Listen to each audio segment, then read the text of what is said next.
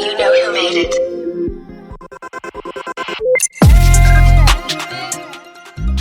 Well, it's been another week, and Tilly Norwood, I don't know if you've heard about I have, yeah. That's good. Yeah, I'm not referring to the technology with a pronoun. Tilly Norwood is apparently the hottest virtual AI actor that's made a splash. Yeah. I mean, we can go at different levels on this, but for those who don't know, there was a studio that created, I think it was supposed to be a parody, but it made big splashes because they created this quote unquote celebrity that is purely artificially generated. She has probably blends of the qualities of all the it girls of old and recent, all combined into one.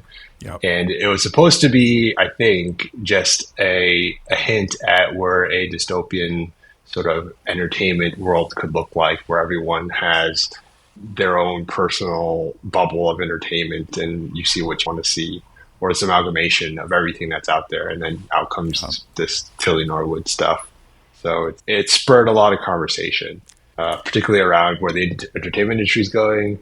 I guess a manifestation of a lot of this concern around being able to create fakes that look really, really real. But yeah, where do you want to start, man? This has been here for a long time, right? And it's now just finally getting into the public zeitgeist. Like we've been capable of doing this for years now. I would say it's gotten better. It's gotten better to the point where it's much less detectable now. Yeah. There's a Guardian article. I'll try to remember to link it. And they did a little teaser video on YouTube, and it's pretty wild. Like it's pretty real, but it's also not at the same time. Like if you kind of know what to look for in the clues of like the context of the environment that people are in, it feels much more like a video game than like real life. Like this kind of a studio setup would not be in a AI generated video. It would give some sort of like generic podcasting look that might fool a lot of people too. But the people, very, very, very, very good. The lighting also pretty good. Like hair movement and stuff was a little bit off. Mannerisms, physics, it was still a little off. Yeah, emotional kind of stuff was pretty off. But you had to look for it closely. And I think that the thing that I'm at right now is this is inevitable. It's going to happen. It's going to continue to get better. But we've now, I think, officially entered an era with OpenAI releasing Sora 2, which we should talk about, where you can't believe anything you see on the phone or your internet. Like we've joked about that for a long time. We've joked about it on the podcast. We're there. Like you cannot believe anyone who calls you on the phone. You cannot believe any video you see. You cannot believe any photos, because it's very likely to be fake, right? AI. And there's almost no way to detect it reliably either.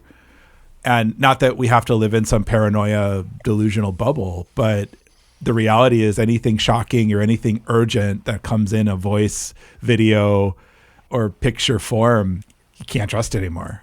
And scams have been going on for a long time with voice synthesizers and all this kind of stuff. Now they can just clip your voice and make it real. And this video, again, I'll try to remember to link to the Guardian article. The Guardian article is titled "Tilly Norwood: How Scared Should We Be of the AI Video or of the Virtual AI Actor?"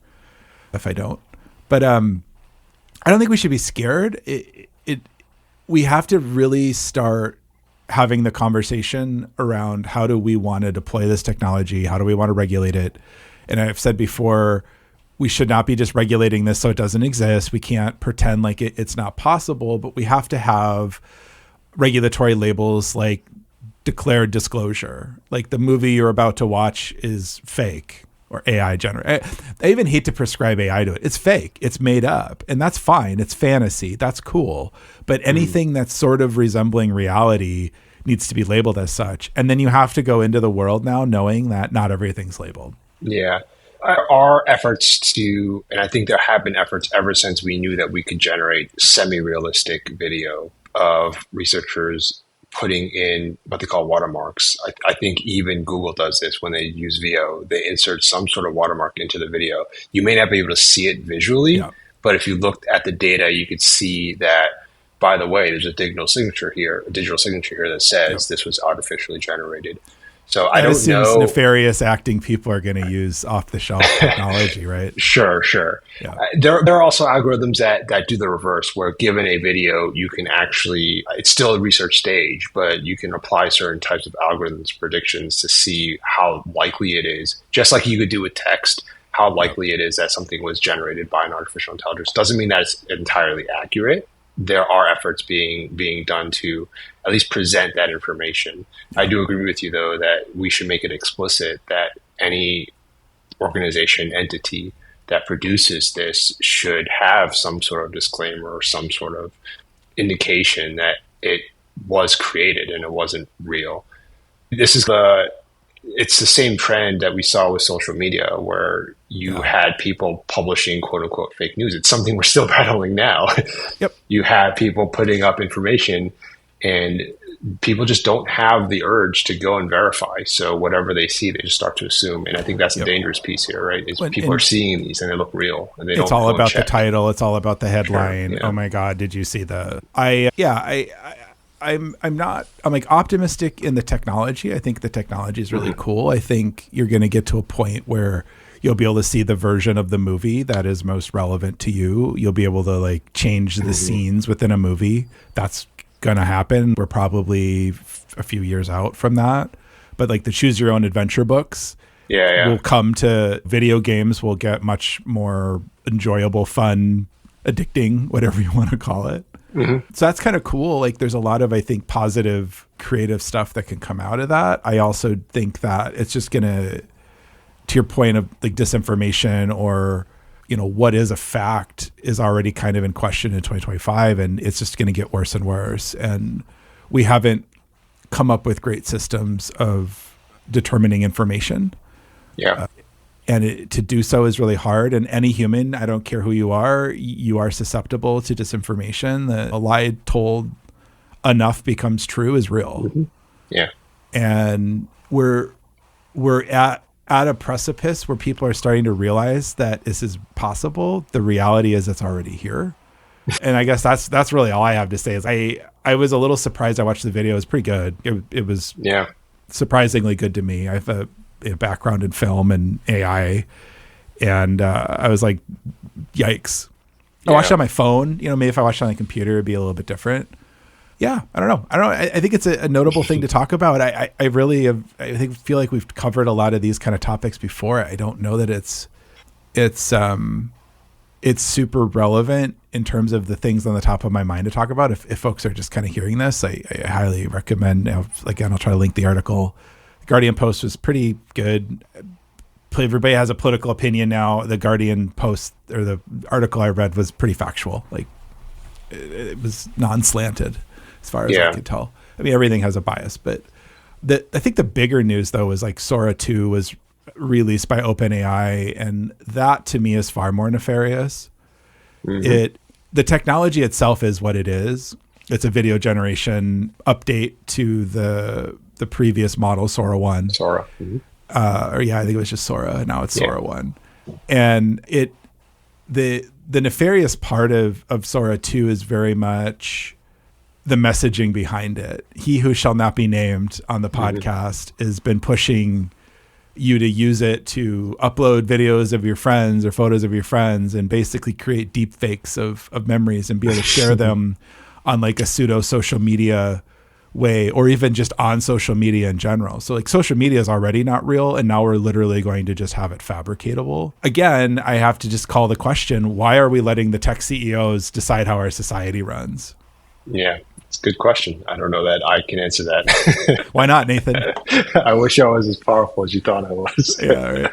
But, so again, you know, I keep seeing this debate come up whether AI is like good or evil or bad. It's like every other technology. Yeah, it's how you use it. It's how you use it. It's how people are using it. The nature of being on the internet means that there's a lot of anonymity, and people clearly can't handle anonymity. It's pretty obvious to me at this point. But the constant messaging of create your own reality, it's a little bit different to me than, you know, imagination. Like we should encourage people to have an imagination, and daydreaming is really big with creativity as well. When we start to get to manufacture your own reality, we're now in a territory where we have the technology and the ability to actually do that to the point where it's actually better than real life. Social media has already Instagram, I hate on that a lot, has already put out this warped perception of reality. Now we're going to be able to just generate. I don't even need to go to the beach now to take the beach photo on wherever beach no one can go. I can just generate a video image of it. Yeah, there have been these dystopian ideas of living in your own simulation, right? Especially when VR gets that technology, you can just create it, put on a VR headset, and you don't even need to go or do anything. Trying to figure out how to steal them in this case. Yeah, there have been these dystopian ideas of living in your own simulation, right? Especially when VR gets that technology, you can just create it, put on a VR headset, and you don't even need to go or do anything. Trying to figure out how to steal them in this case. I'm going to take a very, very probably unpopular opinion here, right? To your point about social media already being fake. If this becomes more mainstream and people actually realize that, everything out there in the social media realm is fake, then maybe that gets people to question the reality of the things that they see. I don't know. I'm trying to give people the benefit of the doubt here, but it's like the slippery slope kind of thing is once you start to realize that things are explicitly fake, then everything you assumed before may come into question too. I don't know. Yeah. If I were on social media and I started seeing all these fake things, and maybe I'm like, okay, everything I'm seeing here now is not real, then maybe that's just who I am. What about everything that was before it? I think it's really easy to talk in generalities for this kind of stuff, but the reality is going to be certain segments of the population are going to adapt and not. And what I think the reality is going to happen is we're going to be doubling down on the segment of the population who's already kind of struggling, who's already addicted to video games, who's already addicted to online gambling, who's already addicted to social media. And then it's going to pull more people into it. So the people who are like, the Instagram isn't really my thing. Well, as soon as the algorithm figures out what your thing is and then starts literally creating on demand your reality, that's going to be really appealing for a lot of people who aren't really into it today. And so I think I kind of see two paths. I see the path where everybody just goes on the internet and just knows that it's like this totally fake world. I see people that'll just outright try to avoid it, like Luddite style, and that's not going to work.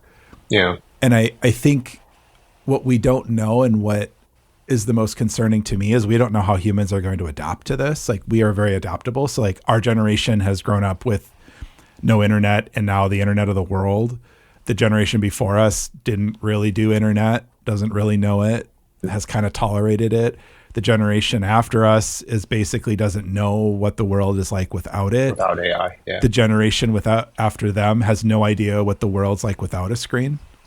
Mm-hmm. And now we have a new generation, I don't know, whatever's after alpha, beta, that is going to be in a world where on-demand content generation is going to be a thing that is just normal. Right. Going on the internet will just be like, yes, I want it to be exactly the way I want. And if I think we've learned anything in human history is that the ability for humans to manifest exactly their desires is nothing but absolute worst case scenario for everything involved. So again, here's another very unpopular opinion. There definitely is a study, and I'm sure you know of this, where they implanted electrodes into certain parts of rats' heads that would pleasure the dopamine centers, and they could. Hell yeah! And then they gave them cocaine. Basically, this idea of the experiment was if the rat was given the opportunity to constantly pleasure its set or constantly stimulate its pleasure center in its brain, it would do so until it died. Yep. Right. You could make the argument that that's a mouse. We are humans. We are better, quote unquote, better than, I don't know if that's the right term you want to use, but ideally that's how we should view it. And if we are put in the same situations, I feel like many people would say I'm hoping many people would say they would not just sit there and stimulate the pleasure center of the brain until they died. Okay. I disagree. I disagree very strongly. Yeah, I said it's going to be an unpopular opinion. Probably won't be. And when it's, like, on surface, I think everyone's probably listening and like, yeah, that's probably what's going to happen. The reality is that as the technology gets embedded in our lives, let me say it differently. If we were to be able to have a society where humans could grow up without technology, and then when you turn 18, you get like the internet and like technology as we know it today, I think there's actually a chance there. The reality is it gets embedded in your life, and you as a human now are effectively programmed by the technology, because the social media companies and the technology companies do everything they can to make this addictive to adults, which means we're now training children on those same technologies, which is now literally impacting their brain, right? So now not only are you like changing focus and attention is going down because the phone is more interesting, and the 10-second clips or the 4-second clips are so much more interesting, and I can watch 1 million of them versus 10 long clips. So we've reprogrammed the brain. Whether or not you can reprogram it back, that's, I think, up for debate. It's a dopamine receptor problem at the end of the day. But now when you have kids who are just adapted in this ecosystem, they don't even have like a fighting chance. And I've talked a little bit about this, but like you get kids, you're at like a restaurant or something, and like the 2-year-old has an iPad and they're like watching some video. And like when I was a kid, we had movies and videos and TV and stuff, but like you had to go to the TV. And I think when I remember the point when like portable televisions were a thing, but like it wasn't really a thing. You'd see them every once in a while, but like the ones with the long extendable antennas. Yeah. Okay. And like portable game machines came out. I remember the time before it and remember the time during it. But like I know people who are not that much younger than me who grew up with the portable gaming machine, and that's what they did in the car. Like when I was a kid, you just sat there or you read a book. And if you couldn't read in the car because you got car sick, you're screwed. You listen to whatever stupid music your parents wanted to listen to, right? Yeah. So that is a profound shift now of transit and travel. It's a very simple example. With AI, we take it another step further. It's like you're not even going on Facebook. You're not going on Instagram. You're not going on TikTok. You don't have to select.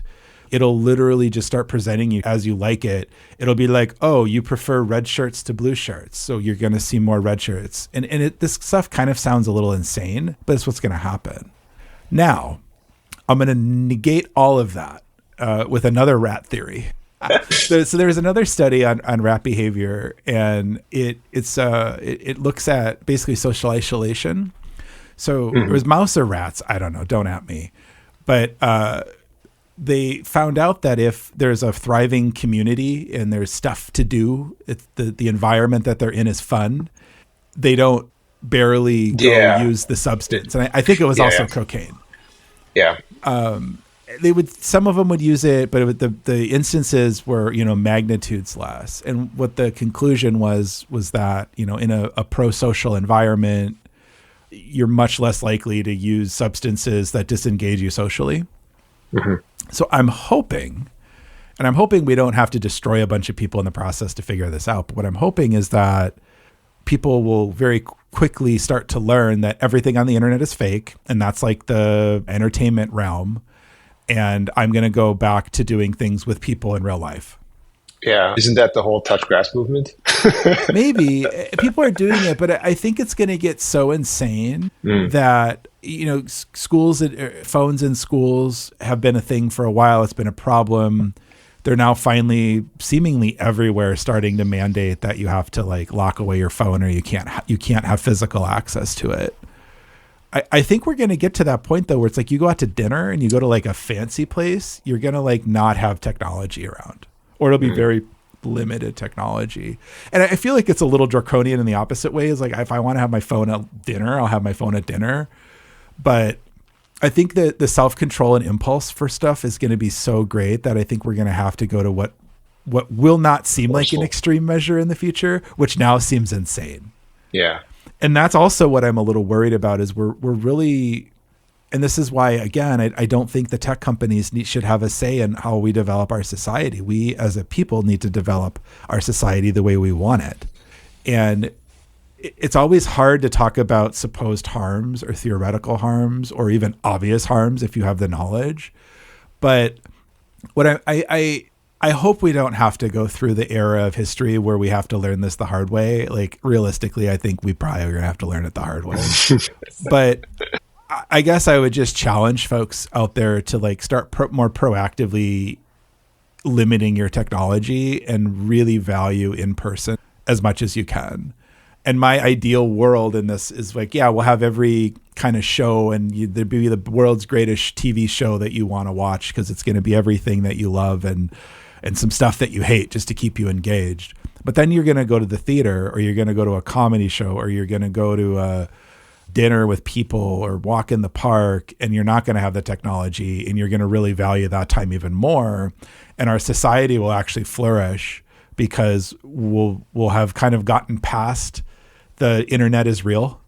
There's a lot of real stuff on the internet. Like, I'm not trying to say it's all made up or disinformation or whatever. There's a lot of really great on the internet, but it's so intermixed with everything else. I don't know that that's going to change anytime soon. I think we will have AI be able to kind of filter stuff a little bit better, but I'm really, really hoping that we start rejecting technology in moderation and in certain instances and actually rediscovering what it means to be human.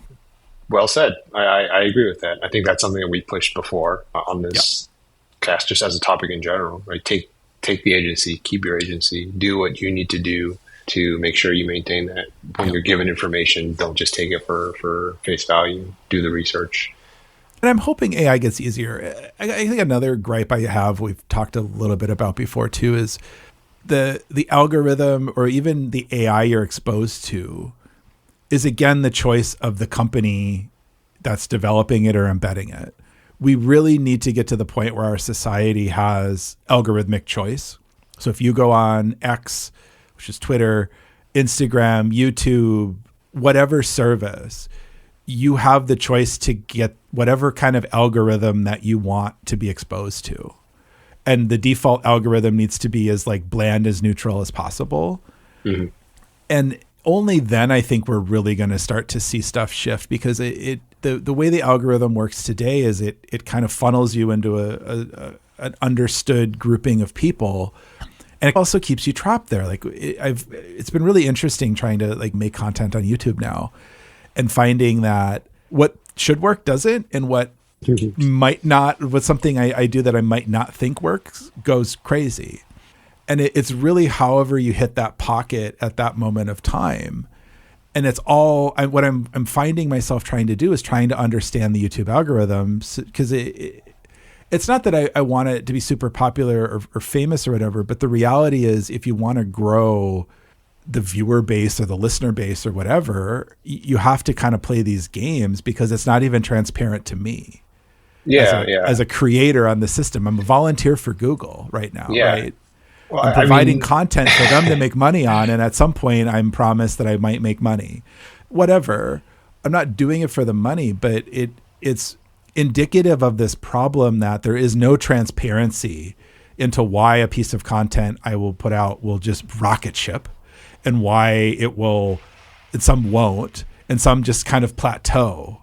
And it's all the algorithm, and it's I have to also think about, so the same algorithm that's recommending content to you on YouTube or whatever other platform you're on is trying to find your preferences, but it's also probably playing me as a creator, trying to incentivize me to create more content. And it's a really strange game of mental gymnastics to try to like navigate this. Algorithmic choice would give you the ability to actually choose your own adventure. Do you want to see political content that's insightful or rageful? Do you want to see the political content about the stuff in your area? Do you want to see more cat videos? Right? Or less cat videos? And right now you have to, you're a passive consumer of the algorithm. And what I really want to see is people given the choice to be an active participant in that algorithm, or even better, to be able to choose for themselves how the algorithm shows, demonstrates, or uses the information that they're inputting for the outcome. Yeah, there are a few points I wanted to bring up. Like one, at least the problem with feeding into the algorithm, I think it's not a new problem. I feel like this is something that many people in the music industry have encountered. Yeah. Specifically, first thing that came to mind is Nirvana, not wanting to give in or quote unquote sell out. Yep. So it's a parallel to creating content that the masses want to see or get you the most views. So there is a creative dilemma there where you're creating stuff that you enjoy, but to make it more popular, you have to do certain things that you may not agree with. And what's the thing you do? In Blue Sky, a social media app, some folks have discovered after Twitter was bought by Elon and became X, they give you that ability today. They don't call it like the algorithm. I forget what they call it. Of course, they wouldn't call it the algorithm. They give you the option to choose how you'll see the main feed, and you're able to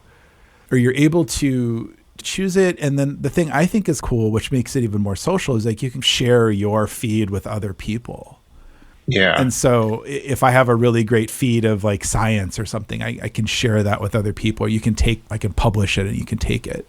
So I don't think, and I'm not endorsing or recommending Blue Sky, but they're at least trying to give people the freedom and the choice to choose how they are interacting with the platform instead of being a passive consumer. And I think maybe that's just where my mind is right now, is that the marketing of the 60s and the 70s and even the 50s was really like training people to just passively consume. We've now created the ability for the digital consumption to be so good that no human being can counteract it or even really understand it, let alone a group of human beings. So in some regard, we've created a super intelligence. Yeah, I was going to mention people may not even know how the algorithm works. Right. And by definition of super intelligence, I'd be really clear that it's just more intelligent or has the ability to do things that a single human being can't understand or figure out, or even a small group of people. Right. And that's a pretty profound shift. Yes, we've had the Google algorithm and Yahoo and the music algorithms and all this stuff, but the difference with AI and content exposure and content generation on demand is that it was giving you content that was already developed. Now it's doing that in addition to developing content for your preferences. So it's like having the perfect drug. Not everybody tolerates opioids. So some people will try opioids or get prescribed opioids for a thing. They hate it. They vomit. It just, their body totally rejects it. Some people get them and they're addicted for life and can't ever get off. When it comes to your brain, it's kind of the same way. And I think we really, really need to be getting ahead of this in ways that, I'm fed up, not to get super political, but I'm so fed up with the United States Congress at this point that they can't even, like, we're in the funding crisis now because they can't keep the government open because they can't agree on. We can't even have the conversation that you and I are having right now at a national level if we can't even keep the lights on. And I'm not taking a side on this, but like we as a society need to be conquering these kind of problems, the quote unquote 21st century world. We're still having the same arguments that we were at the turn of the century. We live in such a different, again, tariffs, great example. I keep hearing that, the United States used to make all our money on tariffs. What year was that? It was like 1905. We didn't have telephones in 1905, right? We barely had electricity. We live in a drastically different world, and we're still having these same arguments, and it's all about the physical world, and we're barely scratching the surface on the digital world. And now we have a digital world that can manifest and create things that we don't even understand. And we have no framework to even really discuss it, let alone try to protect people from it or to give people the choice to use it. You should be able to use the internet without generative AI if you want to. Oh, interesting. Right? I don't even know how technically that would work. Have an AI button, I guess, or it's like the tracking. Well, no. We have that. Yeah, like an AI internet, or it's only AI. Sure. It would be like the "Don't Track Me" cookies, right? Like theoretically, and like yes, not everybody, but if you have a "Don't Track Me" setting on your browser, sites aren't supposed to track you, and most don't. Some will, but like you could have the same thing for AI. Like, don't show me AI generated content on the news, and you'll get like one article. Hey, there's your algorithm for you. Right. If I can go back to the algorithm piece. Yeah. So without giving too much transparency, I used to work on collective intelligence. I still work on collective intelligence. And the idea with the algorithm and letting people select what they want to go into their inboxes or feed, I'm not convinced that it's that easy, especially in the realm of collective intelligence. When you're trying to make certain types of decisions that are quote unquote best for a system, you need the diversity. So letting people choose what they want to see, I think out of human nature, you'll start to restrict that diversity. You'll constrain that. So you don't get actually the mix of different types of things that you want out there, because those sort of quote unquote random mutations are what contributes to the benefit of the system as a whole. Now, that's primarily applied to systems that have like a goal, like if you're trying to do something with it, whereas maybe you could reframe like this content feed in that sense. But I just wanted to make that point in having the direct experience in trying to do some of these things. Granted, I can't claim that we figured it out or we figured anything out at all. Yeah. It very much is we have no idea what the algorithms do. So just wanted to throw that out there as something to think about. I think to your point on the goal of social media, the goal of the companies that he who shall not be named run, are to keep you on the platform. Like we've talked about this. Okay. Yeah. And so that's what the algorithm is tuned for, where if that's what you want to do, if you want to stay on Instagram your whole life or TikTok or whatever, I don't know if I like that, but I guess you should have that choice. But like the reality is, like what you just described is what the algorithm already does. You enter in TikTok or Facebook or Instagram or X or whatever, YouTube for the first time, it's going to give you kind of a smattering of the different graph categories that you might fit into. The first thing you click on starts your journey down some sort of a funnel, right? And like, yeah, you might twist out of it. You might jump to another funnel, but you're not aware of what's happening, and you eventually get funneled into presumably what you like, right? That's most of the content. But then there's that rage baity part where it's like, we're going to also feed you stuff you don't like to keep you on the platform, or for you to share the content, to bring other people into the platform. So if you could remove those, you're going to see a lot less crazy online, I think. Yeah. I don't know, we could test it, but I'm pretty confident, because it didn't used to be, the internet did not used to be this way. Like the internet was a very strange place, and there's a lot of weird stuff on the internet.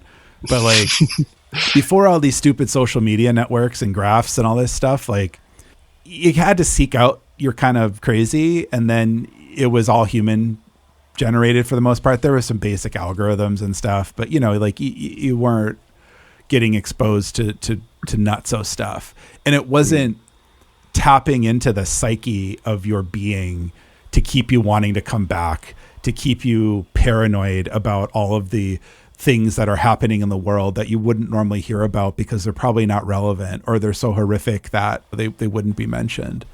So I don't disagree with what you're saying, but I think like this is that conversation that needs to be happening of what is the intention of Facebook?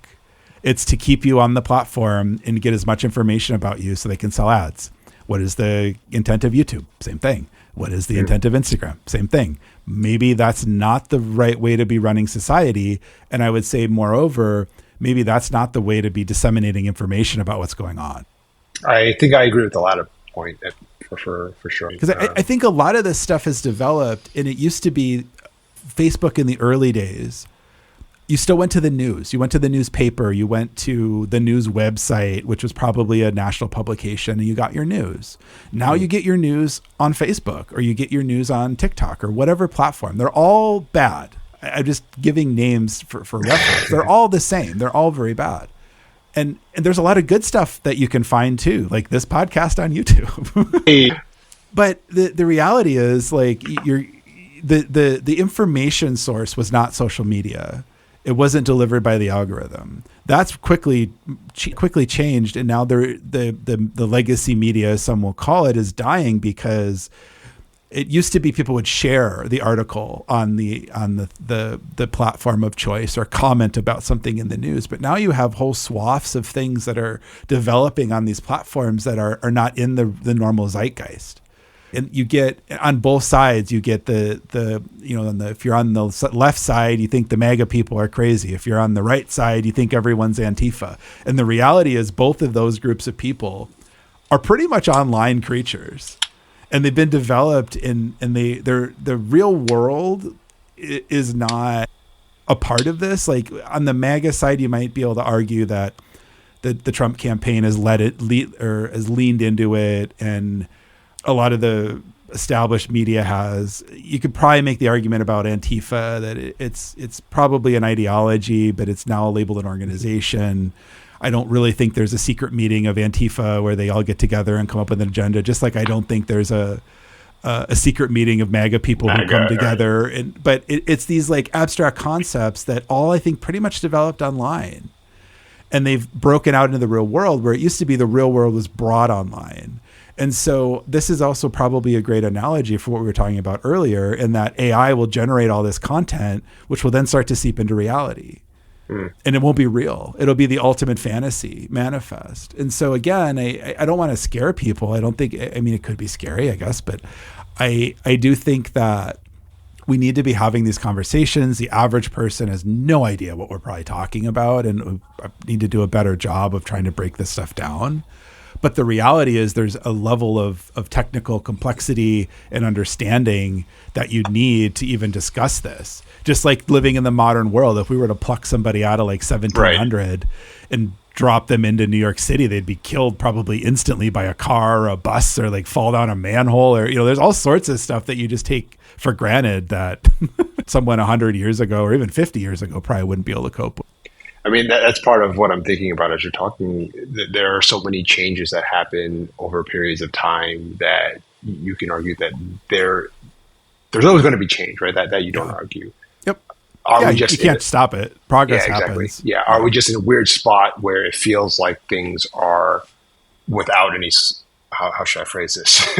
Is there a natural process by which these sort of play out? We're looking at things now, seeing how potentially they can affect things, but maybe they don't actually do the things that we think that they're going to do, and they just fizzle. They will, and they'll do things we don't foresee. And to your point, we're in a relatively unique time because we're in an era of change. We're always changing, but we're in an era now where the shift is happening faster than most people can kind of keep up with or understand. It's happening in almost every area of the economy and life. It's not even the economy. It's like how I interact with my video game is changing with AI. How I'm watching TV is changing. As we talked about, Hollywood movies are changing. Mm-hmm. How I work changes. How you work changes. And maybe it hasn't hit it yet. But and we're in a new paradigm of technology. So like when electricity was first invented, this same kind of stuff was, people would see a switch flick and the light would turn on. They're like, well, how did the candle get lit? They didn't even have a framework to understand what a light bulb was. Someone had to explain it to them. And then they had to convince them to use it. They're like, that's expensive. I'm not going to pay a monthly fee for light at night. That's crazy. That's what I hear people talking about AI. That's what I'm hearing. Mm-hmm. I'm not going to use electricity. That's crazy. Right. Yeah. You're going to use AI. It's going to be everywhere and everything. Is that going to replace everybody on the earth? No. Are they going to create AI Jesus? No, they're not. Are they going to create artificial general intelligence, which is this term that keeps getting thrown around, deep in the future? Yeah. But what is happening and what will happen is we're creating a technology that is good enough at enough stuff that it's like a generalist. And it's far better than anything we've had before, and it's far more accessible than anything we had before. To get information about biology used to require having to go find a university that had somebody who was in a subset of a field of biology to talk to really get what's on the pinnacle of information. Search engines came out, the internet came out. Now you can read a paper from somebody, or you could still go to the university, or you could probably call someone up or email them. Now you're to the point where AI can actually give you a pretty good understanding. Like, is it going to replace a researcher? No. Is it going to replace a person who has a lot of knowledge in biology? No. Is it going to probably make some stuff up and give you some wrong information? Yeah. But I could mash some stuff into an LLM, a chat program, and it's going to give me pretty damn good information, 80% right, call it, which is far better than a Google search would do. And far faster. I don't have to even read the paper. I can say, hey, give me some information about this paper. Tell me who else might be doing this kind of research. So it's unlocked a level of information access and use that we still can't get our heads around. That's really cool. But at the same time, it's ubiquitous. So I think we're hitting all of these boxes with AI that people are being overwhelmed And again, that's the conversation I want to be having, is like, we don't have to be rolling this stuff out every minute, every day, changing stuff constantly. I'm not saying we should slow it down, but I'm saying we should be giving people a choice. Like the company that I don't like, that we have talking about around in circles, because I don't want to give them any more PR, released a new model and everybody got mad that the old model went away because their AI friend left. We're already here, folks. Like, we should be talking about, a lot of people hear that and laugh. There's a large amount of people who are already, I would say, addicted. Like if my software program goes away that, I don't know, does podcast editing, I'm sad. I'll figure out a different way. I'll get another program. I'll move on. These people had a clear emotional attachment to the program. That's not good. And is it everyone? No, of course not. Is it a alarming amount of people? Yes. But we should be having these conversations. We shouldn't be making fun of them. We shouldn't be minimizing it. But we also have to acknowledge that we're now in a new paradigm where the software we're interacting with has a deep emotional, a potential deep emotional connection or level of integration into capability our for being someone to develop. Yeah. that we haven't dealt with before. Right. I don't know. Any final thoughts? You can leave it there. Doom and gloom. Unplug the computer. No, as you're saying, we should be hesitating on these sort of rollouts. It's very much reminiscent to me of something like an arms race, when you have, we recognize, like you and I, we recognize the power of AI. We recognize the capabilities of AI. And there's this sort of, who I think it's Lib Boire, who's a poker player, but she has this idea of this Moloch, where the incentives for a group of people to do something basically feeds on it. It's a negative feedback loop. So you have companies who are trying to roll out AI so that they become monopolies for AI because they need the computing power to do quote unquote good in their eyes. So you have these very, very large players all trying to roll out things as fast as they can because they want to be first, because that first mover advantage gives them so many other capabilities. And in these types of situations, it's very, very difficult to figure out how do you stop that. Because even if you try and incorporate something like regulation, people are going to find a way around it. China, for instance, has different views and perspectives about regulating AI. So you're going to find people who do these weird loopholes. So I think regulation is part of the answer. I don't know that it's going to be the only thing we can use. I wonder what else we can use as a human race to really figure out what we should be doing about these types of things. I'm not advocating for more regulation. I'm advocating for the conversation. Sure. And to your point, we can't stop it. And I'm not advocating that. And I think I hear a lot of conversation about the binary choice of like, we either have to have it or we can't have it. It's already here, folks. Like, it's not going away. Like, you can blow up all the data centers. Like, it's not real. Again, you made a good point earlier about, what is the algorithm designed to do? What is your purpose for it? And I think that's what we really need to be looking at for AI is how do we want to intentionally use this? Yeah. Not, we have this program, we're going to mandate everyone use AI and now we're all going to be magically more productive. Yeah. It's the same thing of, let's just assume, thought experiment. A lot of people are incapable of this, but we're going to try it. I don't really. Let's just assume these are awesome. I love these. Yeah. Let's just assume that AI works for you and it works in what you do at work and you become 10% more productive for whatever reason, whatever thing you normally do, you no longer have to do that. So you work 40 hours a week. You now have 4 hours back. Did I do the math right? Yeah. 4 hours back. Yeah. What do you do with that 4 hours? So the general consensus tends to be you work more, you do more work, you're more productive, you add productivity. Cool. That's an option. Maybe you work a 36-hour work week. You do the same amount of work better. And so, but the conversations aren't that, right? There's the 4-day work week conversation that's happening and everyone's flipping out. Yeah. And if you look at productivity over time, humans have gotten amazingly more productive. Technology is magic. Like the internet's magic, computers are magic. Yeah, they're frustrating and sometimes don't work, but like you cannot deny that it has made people far more productive than 10, 15, 20, 30 years ago. Great. So what do? We work more hours.